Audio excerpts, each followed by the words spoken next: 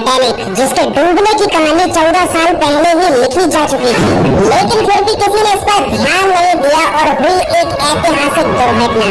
लेकिन ये कैसे संभव है कि किसी को 14 साल पहले ही पता चल गया था कि टाइटैनिक कैसे डूबने वाला है, और उसने इस घटना के ऊपर पूरा का पूरा नॉवेल लिख डाला था। ये बात हजम तो नहीं होती, लेकिन ये एक सच।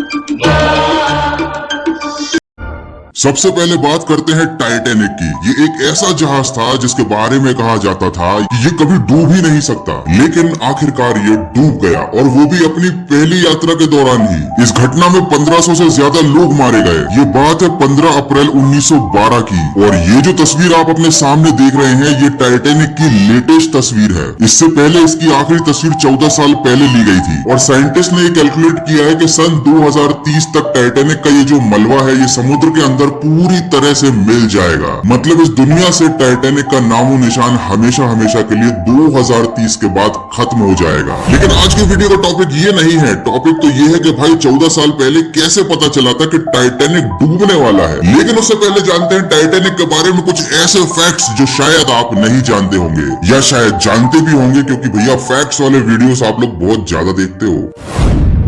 हिम पर्वत जिससे टाइटैनिक टकराया था, वो करीब 100 फीट ऊंचा था, और इस ग्लेशियर के नजर आने के 37 सेकंड के अंदर ही टाइटैनिक उससे टकरा गया था। अगर 30 सेकंड के अंदर उस शिप में से किसी ने भी उस ग्लेशियर को देख लिया होता और शिप की डायरेक्शन को बदल दिया होता तो शायद ये घटना नहीं घटती।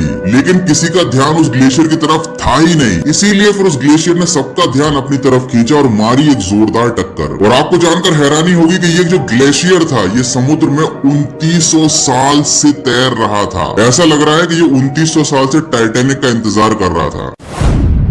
टाइटैनिक शिप का जो मुख्य रसोईया था, मतलब जो मेन शेफ था, वो डूबा नहीं था, वो बच गया था। और उसके बचने की एक वजह काफी अजीब थी। जब शिप डूबा और लोग पानी में गए तो पानी इतना ठंडा था जो जमा देने वाला था, लेकिन उस रसोईये ने इतनी दारू पी रखी थी कि भाई उस पर ठंड का असर ही नहीं हुआ। मतलब ऑब्वियसली असर तो हुआ, ठंड तो उसे लगी, लेकिन उसकी जान बच गई। लेकिन इसका मतलब ये बिल्कुल नहीं है कि शराब सेहत के लिए हानिकारक नहीं होती। ये तो थे छोटे मोटे फैक्ट्स, लेकिन अब आते हैं मेन मुद्दे पर। Titan the unsinkable. 1989 में मॉर्गन रॉबर्टसन नाम के एक लेखक ने फर्टिलिटी नाम का एक नॉवेल प्रकाशित किया था। टाइटैनिक जहाज 10 अप्रैल 1912 को अपनी पहली यात्रा के दौरान ही हादसे का शिकार हो गया था, लेकिन ये किताब उस हादसे से 14 साल पहले ही पब्लिश हुई थी। इस किताब का पूरा नाम था द रैक ऑफ टाइटन और फर्टिलिटी। इस बुक की कहानी दुनिया के सबसे बड़े जहाज के डूबने पर आधारित थी। इस किताब में टाइटन नाम का एक जहाज डूबा था, जिसके डूबने की पूरी घटना की कहानी हूबहू टाइटैनिक जैसी थी, और दोनों शिप्स का नाम भी काफी हद तक मिलता जुलता है। एक तरफ है टाइटन और एक तरफ है टाइटैनिक। आखिर 14 साल पहले उस राइटर को